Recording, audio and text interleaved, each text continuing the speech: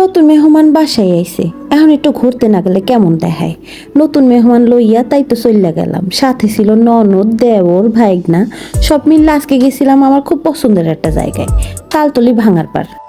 এই জায়গাটা এত সুন্দর, মন চায় প্রতিদিনই এই জায়গায় যাইয়া খানিকক্ষণ বইসা একটু আড্ডা মারি, একটু হাওয়া বাতাস খাই। বিকাল বিকাল থাকতেই বাইর হয়ে পড়লাম, কারণ সন্ধ্যাবেলা তো দেখার কিছু নাই। বিকাল বিকাল বের হইলে একটু সুন্দর ছবি তুলতে পারবো, একটু কথা, একটু আড্ডা, কত মজা মাস্তি করতে পারবো। এই জায়গার একটা স্পেশালিটি আছে, সন্ধ্যায় এক ধরনের মজা, বিকালবেলা আরেক টাইপের মজা। যেই টাইপের মজা আপনি নিতে চান সেই টাইপের সময় আপনি চলে আসবেন। শহর থেকে একটু দূরে হওয়ায় সবাই এই জায়গায় আনাগোনা করে। আমরা সবাই গল্প গুজব করতে করতে প্রায় চলে আইছি। বহুদিন পরে এত মজা করছিলাম, মানে বিকালটাই একেবারে ভরপুর আনন্দ আড্ডায় কাইটা গেছিল। এই জায়গায় আসলে যেমন আপনি খোলা হাওয়া, নদীর পার পাইবেন, সাথে প্রচুর পরিমাণে আপনি রেস্টুরেন্ট পাইবেন। রেস্টুরেন্টগুলোর নামও রাখছে অদ্ভুত অদ্ভুত, কাটা চামচ, শ্বশুর বাড়ি, শখের হাড়ি, বাঁশেরও বিলাস। একটু হাঁটতেই পারে দেখলাম বিভিন্ন স্বাদের বিভিন্ন টাইপের মজাদার আচার, জিব্রায় তো এখনই পানি চলে এলো। নতুন কাপেল বলে কথা, এরা আলাদা করে একটু ভিডিও করবে, একটু ফটো তুলবে, এটাই তো বাস্তব। মাশাল্লাহ, দুইজনের যে এত সুন্দর লাগতেছিল আমারই কিনা নজর লেগে যায়।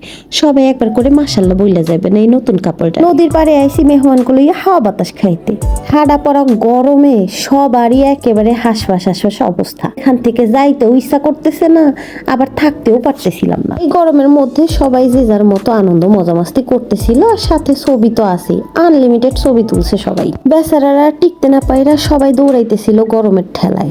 ভাবলাম কিছু ঠান্ডা মান্ডা খাইয়া ঠান্ডা হইয়া যায়। আস্তে আস্তে বসে পড়লাম আমার পছন্দের একটা জায়গায়। আমরা যখনই তালতলি আসি তখনই এই জায়গাটা আমাদের বসতেই হবে, এক কাপ চা অন্তত খাইতেই হবে। সবার জন্য একটু কোল্ড কফি অর্ডার করলাম, কোল্ড কফি খাইয়ে একটু ঠান্ডা হোক সবাই। তালতলি থেকেই ডিরেক্ট চলে আসছি হোটেল গ্র্যান্ড পার্কে।